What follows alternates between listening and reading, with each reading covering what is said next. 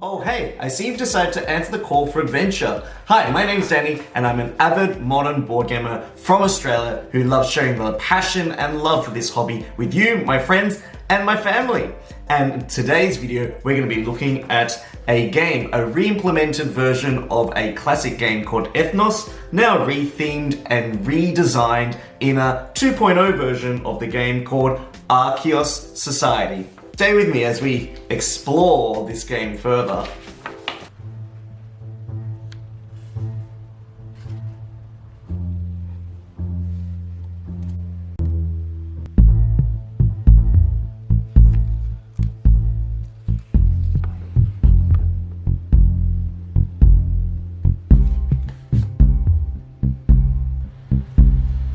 Danny, do you know what these cards are for? Oh, I'd wondered where those cards had gone. I'd lost them about 3 weeks ago from this game called Archeos Society. I'm glad you found them.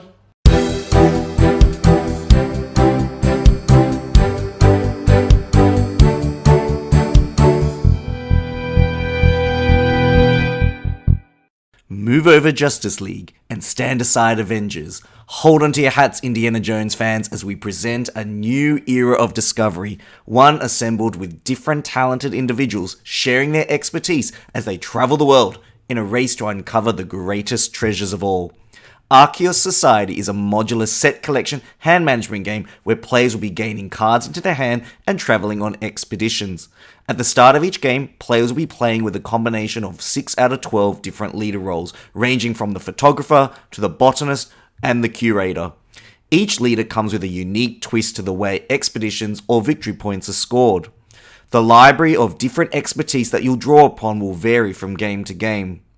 Each continent in the game is represented by these location boards, which are essentially racetracks where you'll play a certain number of expedition cards in order to advance your marker up them. It's like you're ascending an ancient Aztec pyramid. Now, a fond memory that I had when I was younger was when my parents used to take me to the library every weekend and let me just explore, free range, all of the books that were contained there. I loved the idea of exploring a story, taking it home and then swapping it for another story for the next week. It's kind of like my board game collection. Some days I like a really heavy Euro, some days I like playing an RPG style dungeon crawling game.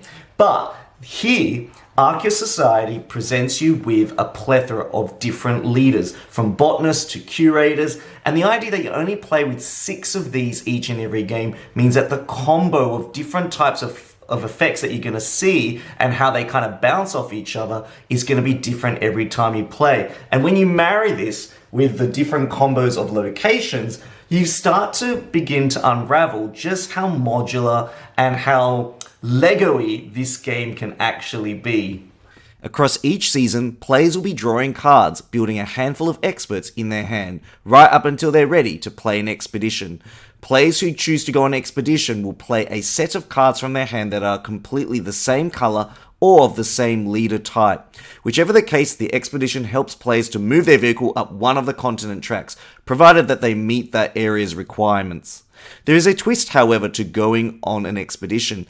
Any cards you did not use goes back to the market area for other players to potentially acquire and use, so manage those human resources efficiently before another player does so. Each of the archaeological sites has an advanced side, which varies how the game unfolds. In Rapa Nui, the player whose vehicle is the furthest at the end of each season gets 3 victory points, which then consequentially sends that player back to the start of that track. In Chichen Itza, you draw extra cards for advancing. Tantalon Castle rewards you for venturing out alone. The game even comes with advanced setup options as well as a drafting mode to ensure that each time you play this game it's going to feel really fresh. Different leaders in the game have different effects. The botanist rewards those who go on larger and longer expeditions. The curator prefers expeditions that match its colour, and it's also really fun to collect all these cool cardboard artifacts along the way. The mercenary cards are wild in nature and can boost any other expeditions you go on. The professor provides you with tokens when you match the professor's expedition sizes or less. The linguist comes with a separate track altogether, which allows you to collect artifacts which boosts your ability to ascend the continent tracks. It's like getting a mushroom in Mario Kart. With these leader effects combined, the game shifts and evolves in a way that feels like you're exploring a new game each time. What intrigues me most about this game is the fact that this game is so simple, it's so easy to teach, easy to get to the table, and easy to just dive into and play. And the fact that on your turn, all you're doing is deciding between either taking cards from the market area, and if there's no cards, you take 2 cards on the top of the deck, or you're playing an expedition from your hand by playing a whole set of the same color or the same leader set, and then hopefully triggering that effect. The nuanced approach to this game is that everything that you do has a consequential cascading effect on other players, as well as your position on the 6 different continent boards. Whatever you don't use and distill into your expedition gets returned back to the market area. And that creates a fascinating decision space where what you return to that market area is going to now be accessible by the other players around the table. And it might be that one player who's trying to collect a set of botanists, or there might be that one player who's trying to finish off a cool set of curators so they can then advance up this particular board and beat you.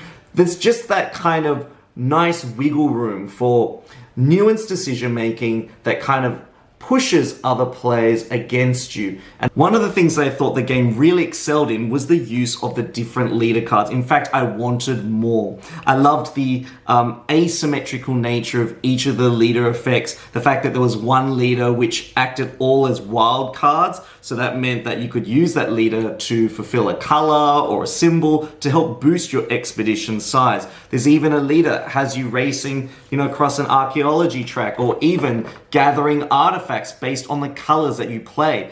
Those are the little tweaks that I really like about this game, and the fact that when you play an expedition and you know that you're going to score those extra points, that has a very satisfying feeling. It's like bam, bam, bam, put these expeditions down, get these points, and that aspect of the combo building really feels rewarding for me. Now, whilst I like the modular nature of these map boards, I do feel like they aren't as very aesthetically pleasing as seeing a cool world map in front of you. The idea that you're just moving up these linear tracks works functionally, but in terms of getting me to feel like I'm at Uluru, and this is a very Australian natural landmark, I just don't feel like this kind of captures the essence of it.